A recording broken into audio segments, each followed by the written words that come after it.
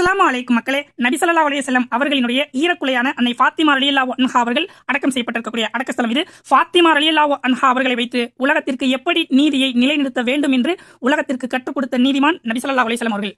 குறைஷி குலத்தில் மக்சூமி என்று சொல்லக்கூடிய மிக உயர்வான குலத்தை சார்ந்த ஒரு பெண்மணி திருடினாங்க. அவர்களின் மீது திருட்டு பட்டம் நிரூபிக்கப்படுகிறது.